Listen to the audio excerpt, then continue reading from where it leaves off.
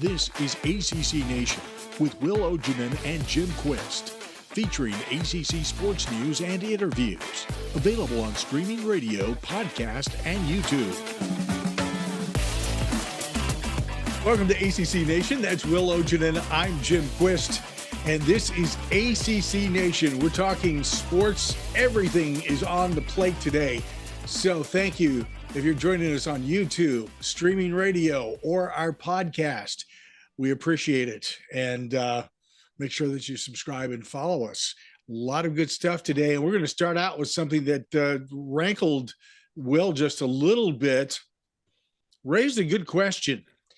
ACC Commissioner Jim Phillips, 3-year extension on his contract. And Will asked the question, why? What exactly has he done to deserve it? Well, I don't know.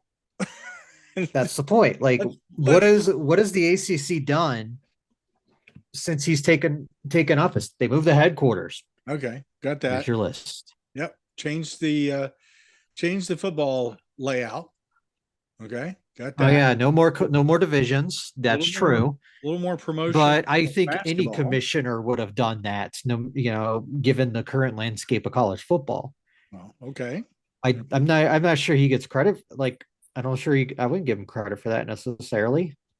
Obviously, not much has changed in the way of the future of the ACC and survival going. Looking long term, knowing eventually once these schools buyouts can get to a certain point, they can fight it and get out. Mm-hmm. There's always that. There's no expansion talks. There's not much. I mean, he's literally just sat there and done nothing that we know of. All right. Conference realignment, all kinds of talk. And it's like every couple of weeks we'll go for silence.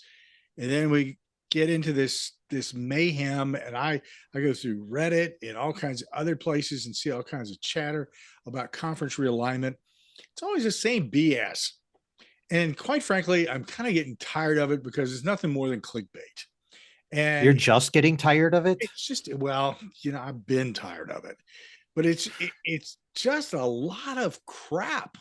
I mean, come on, man. If you don't have anything solid to throw in there, why do we keep bringing it up? Why is it that, what is it about fan bases that, there's like a couple of people that I see on a regular basis that are constantly making, snide remarks about this conference, that conference, another conference. Oh, we ought to go there, or it's going to be a super conference, or it's going to be that.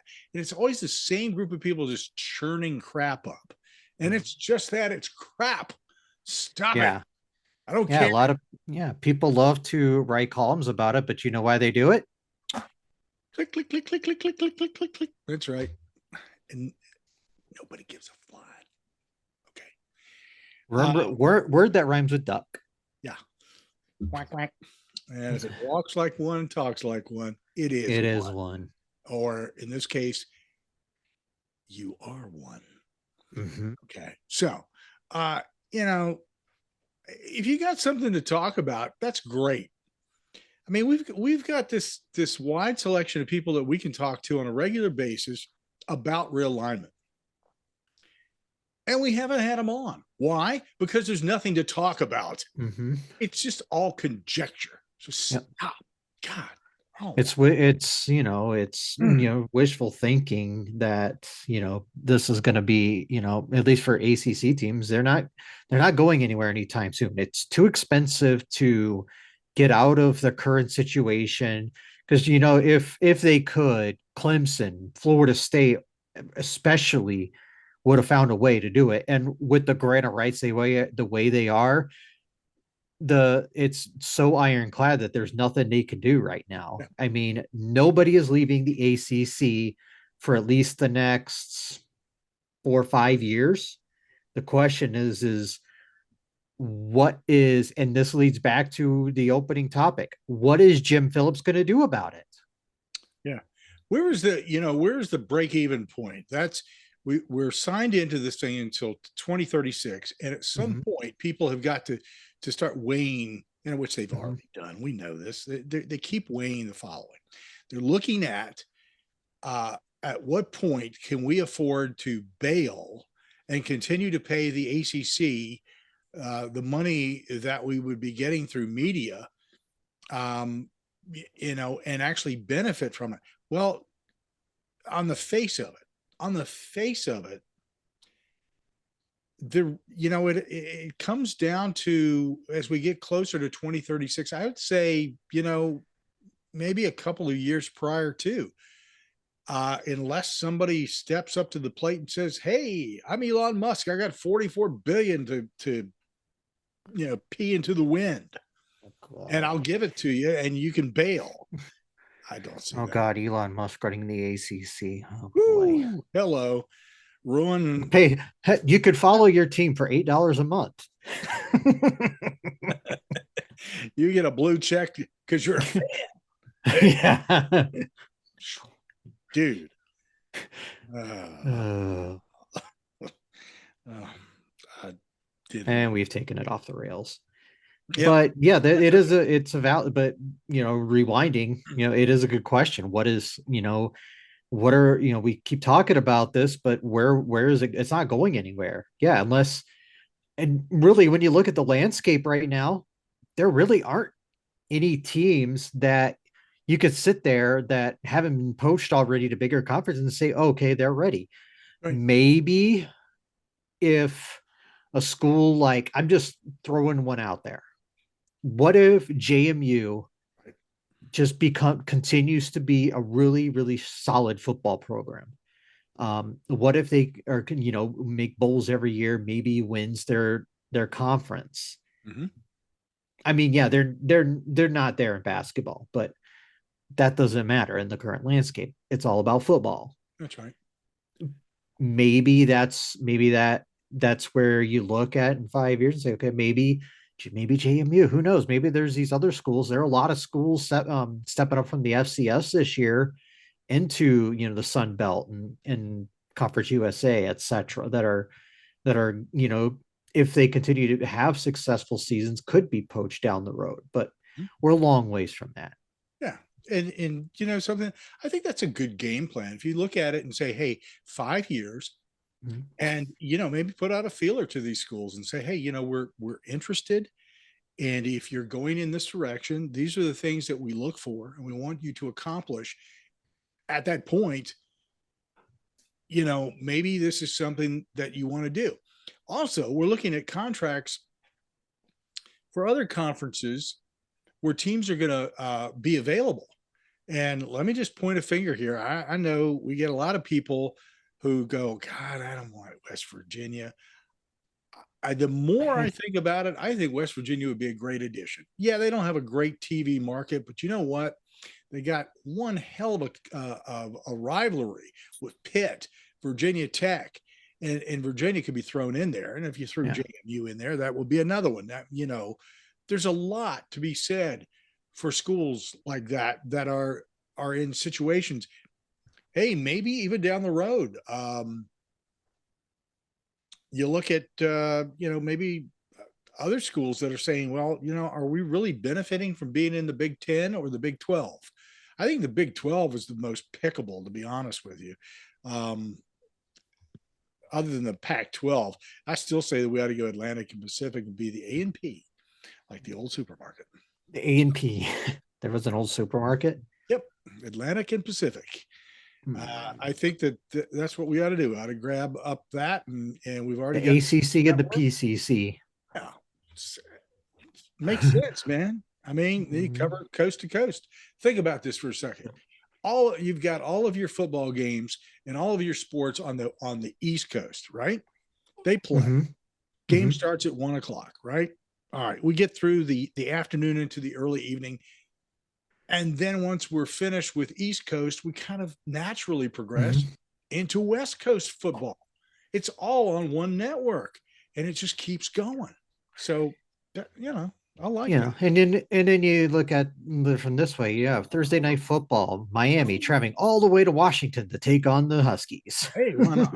I like that. That's or Oregon. Yeah, but if you supposedly care about academics, Yeah. Well, we could have that no, discussion. they would never do that on a Thursday night. But And, just saying, that would definitely be always be a Saturday game. But just hypothetically, yeah.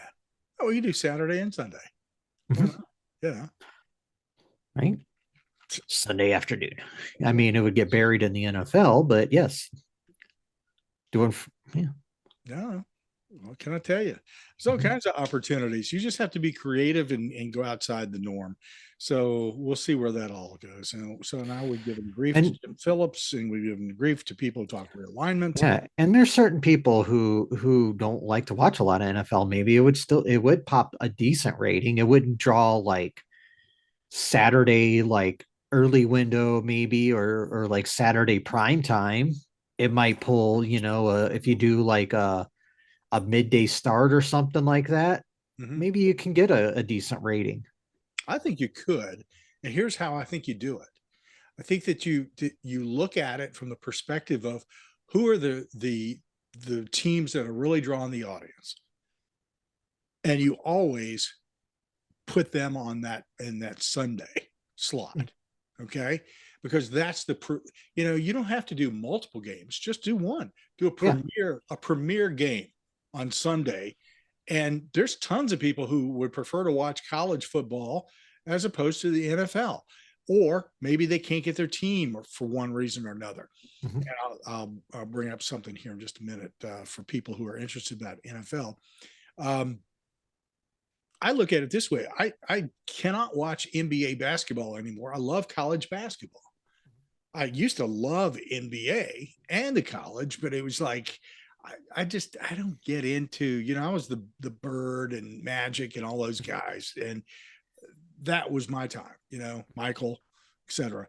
And I loved NBA basketball back then. I can't watch it now. It doesn't do a thing for me. So I'm really hooked on college. And therefore, if an NBA game is on, I don't care. I don't spend any time watching NBA at all. I actually watched last year, I watched more WNBA than I watched NBA. So it tells you. I mostly just watch if I do watch NBA, it's the Timberwolves. And yeah, we've seen what's happened to that team the last few days. Hmm, It's that Minnesota curse that's been going on for the last 30 years. that was insane. That fight. Oh, and Kind of par for the course for Minnesota, stupid. I mean, I Yeah, don't well, get that. Don't get that. anyways. Yeah. Anyway, hey, as I mentioned, and before I forget this, because I will, you know, count to five. I've forgotten it already. Um, YouTube TV has taken over from DirecTV in carrying the NFL Sunday ticket. So, Mhm. thankfully, I signed up for YouTube last year. So, YouTube TV. Um, so it's there. It's a decent price from what I can tell. They're not doing a la carte. Sorry, folks. Everybody wanted it that way. Didn't work out. Price wise, doesn't make sense to do it that way for them. Would for us, but who cares about the customer? Um, I You're I not like wrong. I like I like that. I think I actually might be signing up for that. It's not that expensive. I thought it was too. I mean, it God, makes sense for you because you're a oh, Bears fan, oh, I can't because I can't ever get a game here ever. yeah, it makes sense for me. I'm a Vikings fan. There, All I need are the Vikings on one TV and then 7 hours of commercial-free football. And I'm good. you're yeah. I envy you. The days of living in the Chicago metro for me and watching football was, or just cruising down to Soldier Field, like you can do. You can drive down to, well, not yeah, you can go down to the field. So Yeah, it's not I a was near there on Friday actually. watching some baseball too. Yes, I So was Twins home opener. from Target Field, where the game time temperature was somewhere in the upper 40s, which was a far cry from the day before when the game was originally scheduled, when it was may not when it wasn't supposed to make it to freeze. So I mean, even still, it was windy, so it was a little chilly.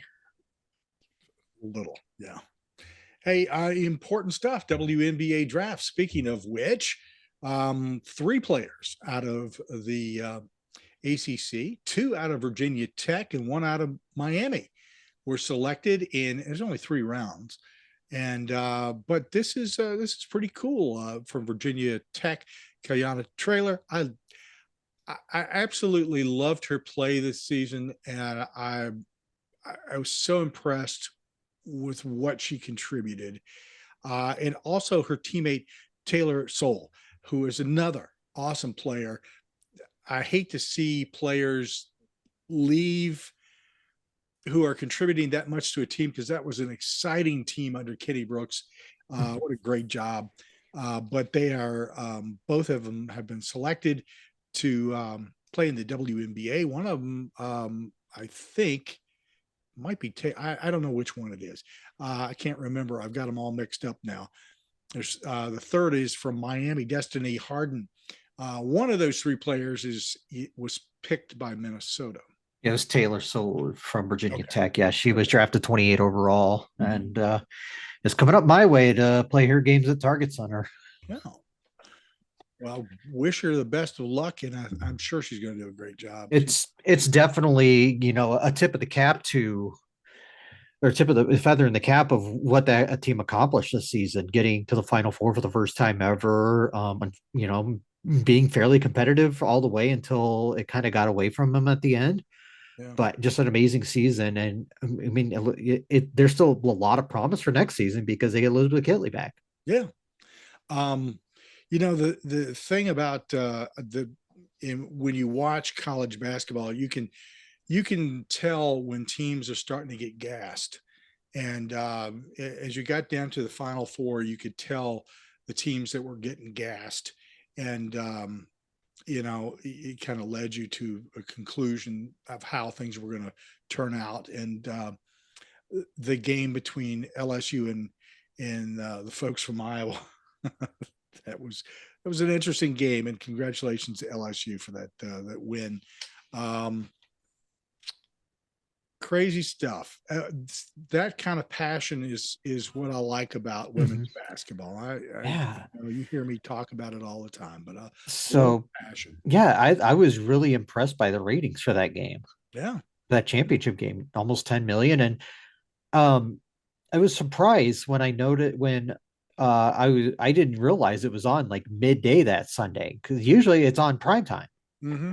And I don't know why that was, but I feel like that if it would have been on prime time, they could have pulled the 10 rating for sure, or 10 million viewers for sure. Yeah.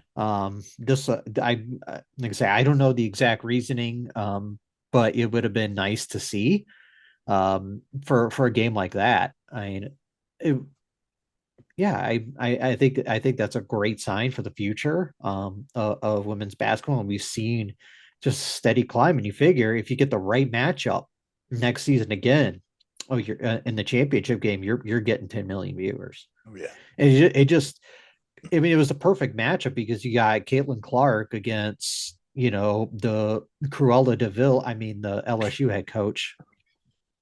come on. Am I wrong though? I'm saying nothing, but and I have no. I can say when we get on here, I'm absolutely not going to say anything. Yeah, Well, that's because there's you only might so you much. might say something that might upset your family. We get it. It's true. I've got three LSU grads in the family. Yeah. You're just gonna take that. You're like Denny Green. You're gonna take the high road. I am, so that I don't end up taking the low road and end up Yeah. someplace. You're taking a gravel road somewhere. being fed to gators. Yeah, yeah. she's a fashion statement is what she is. Let's move on before I get further into the whole NFL draft is coming up in Kansas City, the 27th through the 29th, Thursday through Saturday. I don't know about you, but I'm really looking forward to this. This is um, there's some exciting stuff going on here, and the top three, at least right at this point, that players out of the ACC, two out of Clemson, one out of Boston College. Breesy, Murphy, Flowers.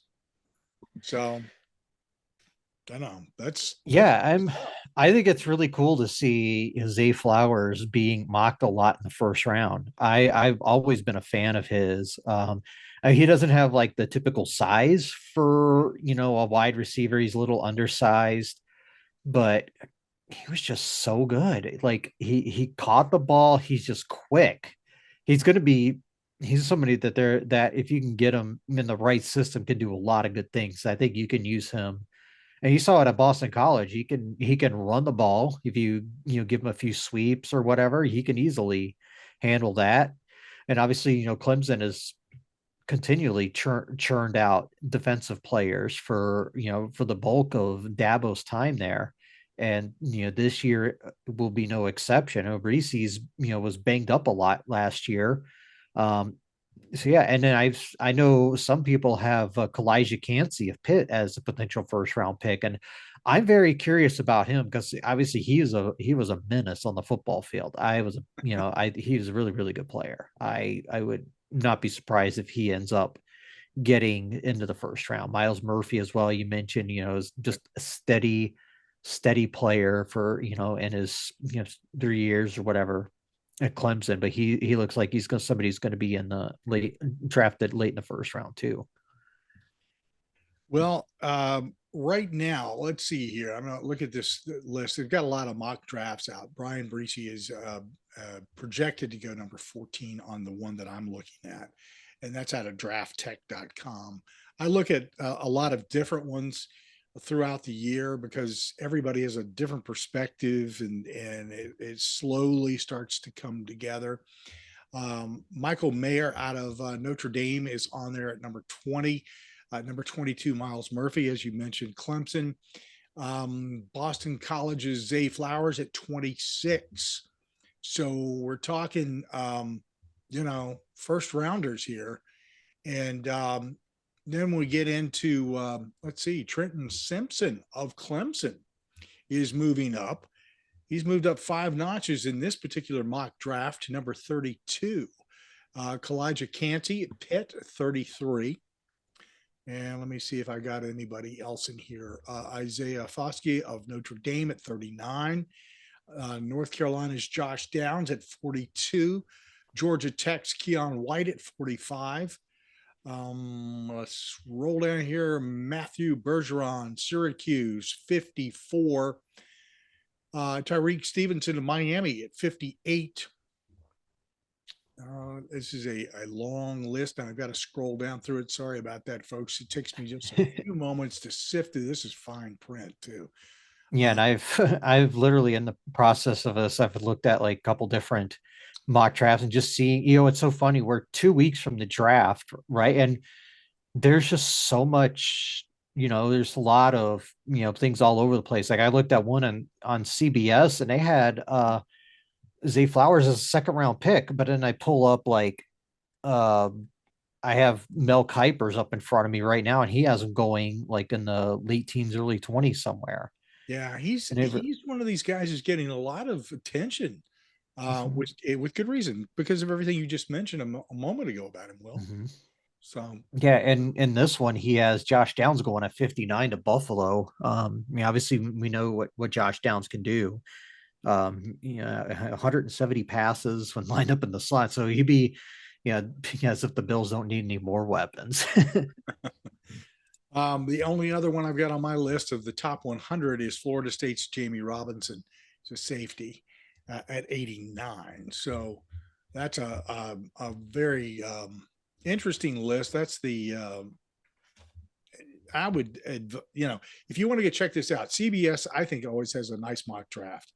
The NFL has a nice mock draft. They've got several different people doing it, and I think it's pretty connected. So there's a lot to be said for reading that. Um, uh, drafttech.com. That's DRAFTTEK.com. That's what I'm looking at right at the moment. Um, let's see if they've got a projection of the top 15. Let me see if we got anybody in here that rings a bell. Man, they've got quarterbacks in the first four slots. They've got Carolina, Houston, And Alabama, Indianapolis, all taking quarterbacks in this. I just don't know if that's where I want to. While you're looking, I'm just going to take a second and promote an appearance I did. I was on the All Sports Discussion podcast, the most recent episode with our friends Matthew and Jeff. I've actually been on the last two. A couple weeks ago, I actually did a Frozen Four preview.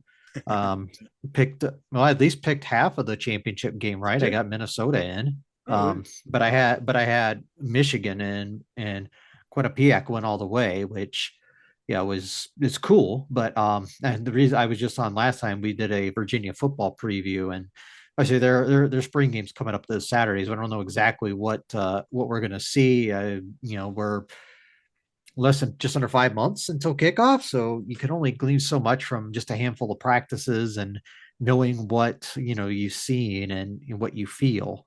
It's definitely going to be an interesting year, and we'll be curious to see how they get out of the gates, considering where we last left them. Let me ask your opinion on this. This is how they have these four quarterbacks. They've got Bryce Young at number one going to Carolina. Um, I can see that. That makes sense. Yeah. At 5'10", he's not that premium heights, but he's a great quarterback. Yeah. Who is next? CJ Stroud out of Ohio State is going to Houston. 6'3", 218. That's a nice pick, I think. Mm-hmm. I think he's gonna require a little bit of work, but he should be okay. Next, this is the one that gets me, and I'm not really sure that I'm buying in on this, but I think he's got the potential. Seattle is going with Anthony Richardson out of Florida. He's 6'3", 236. Yeah, a lot of Cam Newton comparisons for him. He's still really raw. I think the reason a lot of teams have, or a lot of sites have mocked them to Seattle's because he needs time to develop, and Geno Smith led him to, I believe he led him to the playoffs last year, if I'm not mistaken. Yep. So, he could, take the reins for another season while Richardson learns and develops behind him, and even maybe as soon as, unless he completely regresses this season, he might take, Richardson might take over later in this year, but it might be this might be a 2024 move where he comes in and takes over. I think that's a smart thing to do. Indianapolis at number 4. Will Levy's at out of 6'3", 232. I'm not sold on Will at all. I'm not either, but it's not like, yeah, he's got the size, he's got good on it, but how do you trust a guy who, number one, puts mayo in his coffee, and number two, eats the banana with the peel? I saw that was classic. That I would just that alone I wouldn't even touch him. He'd be off my board. Oh my. I've never heard of anybody who eats the banana with the peel. I mean, but I've also never heard of anybody putting mayo in their coffee, and I just I'm getting a little queasy thinking about it. Doesn't do much for me either. A couple of other quarterbacks to keep an eye on: Hendon Hooker, who used to be at Virginia Tech and went on to Tennessee and did a really nice job. Aiden O'Connell of Purdue. Those two guys are out there. Would love to see Minnesota get Hooker. That just didn't sound awkward at all. But I would love to see Hendon Hooker land in Minnesota, because the Vikings are going to need a quarterback. Kirk Cousins, I think he's coming up on the end of his contract, and he's in his mid-30s. I don't think he's got a ton of time left, and Minnesota's got to develop somebody. And I think, especially coming off the injury, I believe it was a torn ACL Hooker had at the end of last season. Yeah, he can take all the time he needs to recover. Even if it means sitting out this season, maybe he's ready in 2024, 2025 when he can really be himself again. But I always liked Hooker as a quarterback. Yeah, I think he's got immense potential, and it's just what you were pointing to Seattle. Let's put somebody in there that can learn and grow into it, and I think that would be a great position for him to go to Minnesota and grow. I think it's a great addition to Minnesota. But you're right. Yeah, your starting quarterback is getting a little long in the tooth.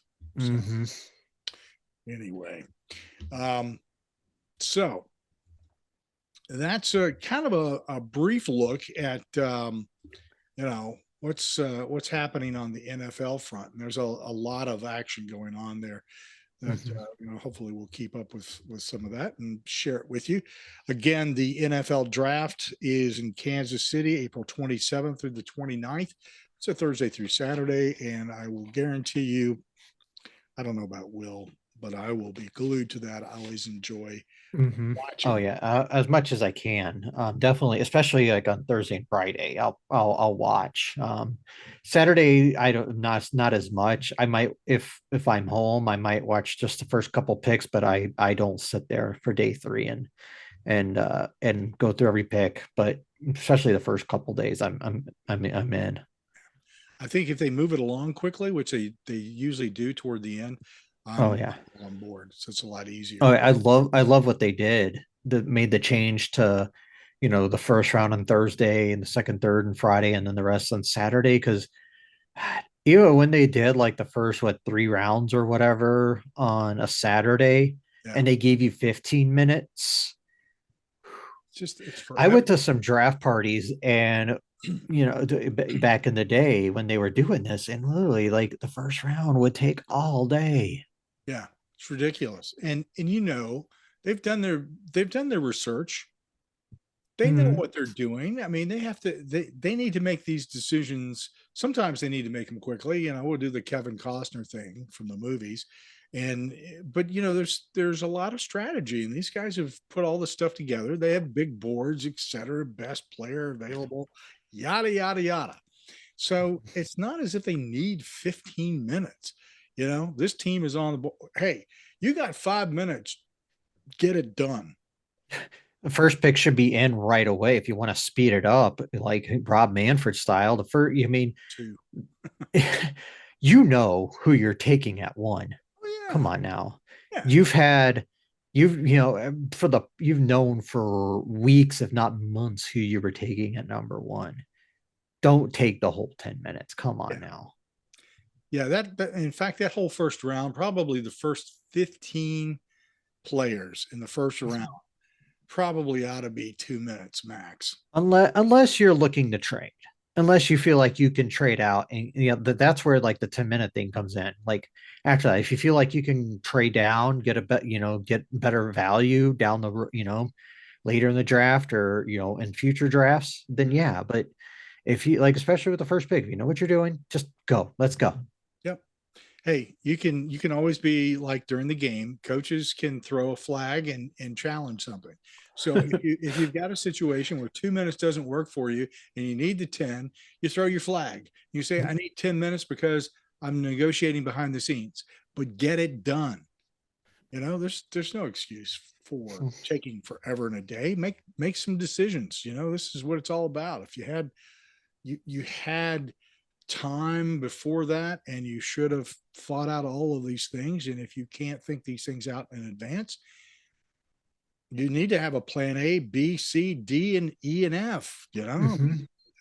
What happens if this goes wrong or that goes wrong? You need to know which way you're going to go.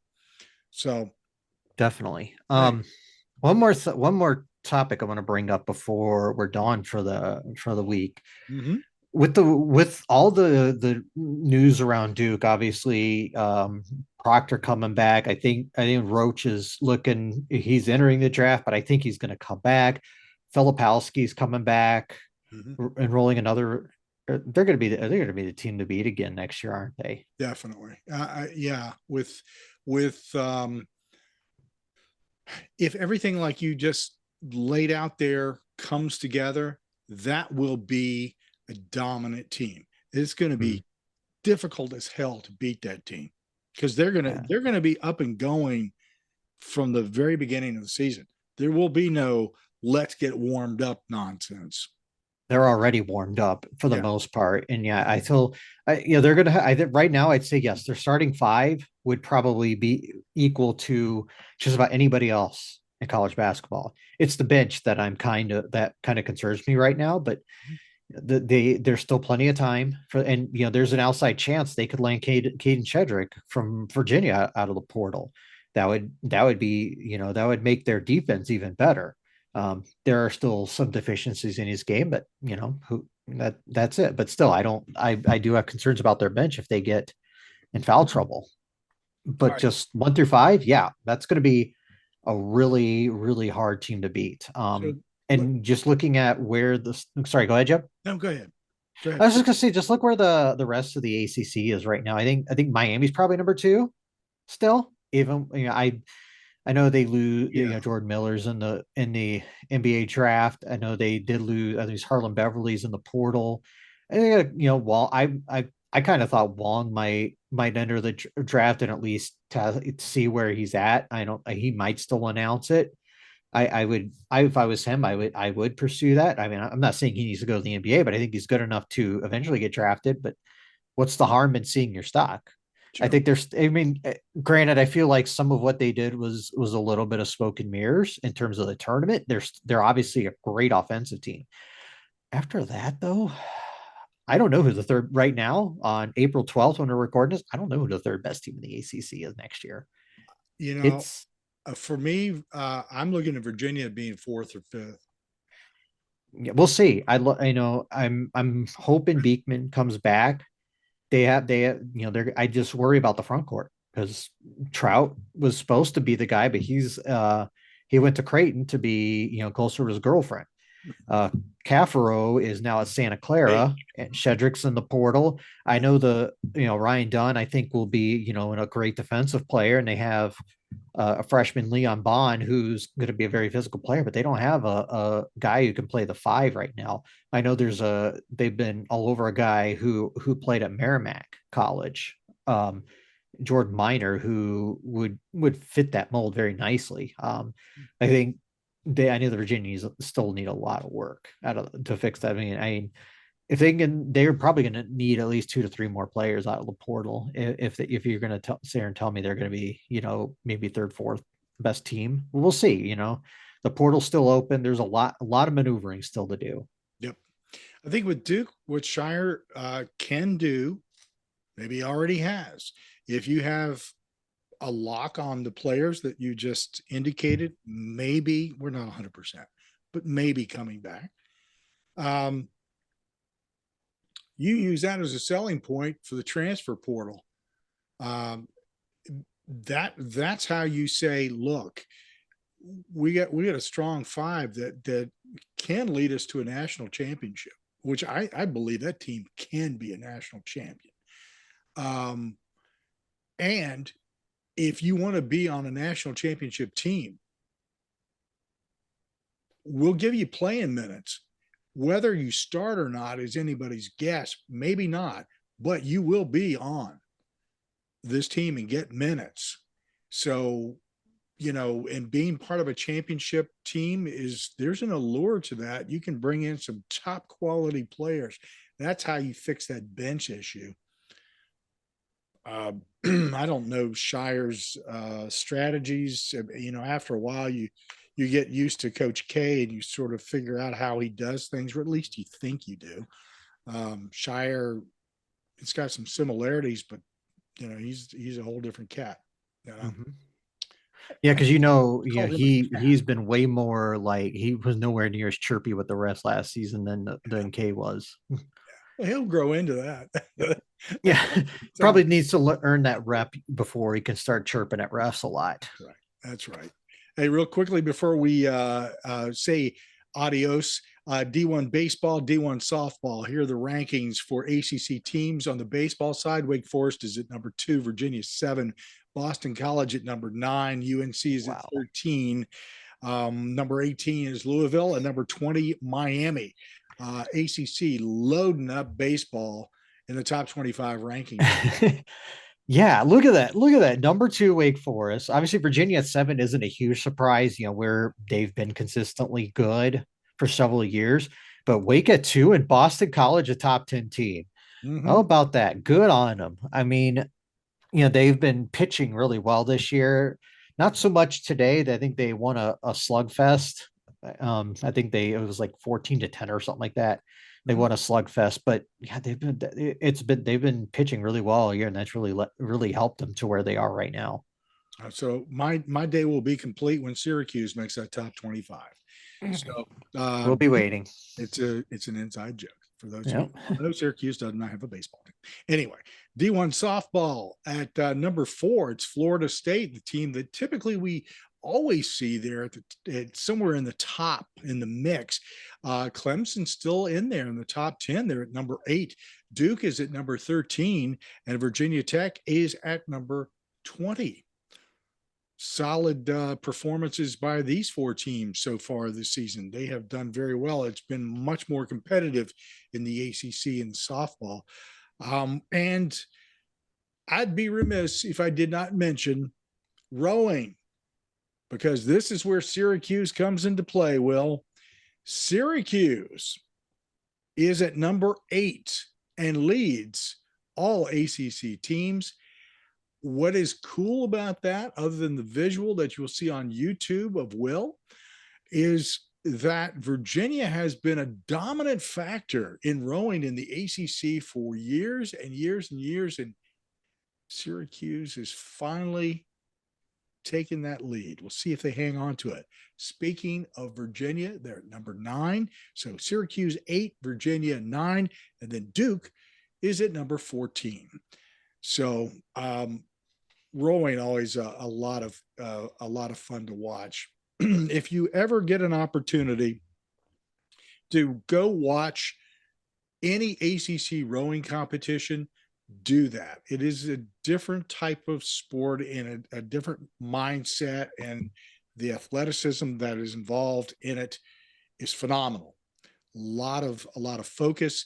And I tell you, Virginia's coach, he came out and joined us a while back. He talked to us a little bit about rowing. Nice guy, and has really built a heck of a program there at UVA. Congratulations to all those 3 teams for doing that.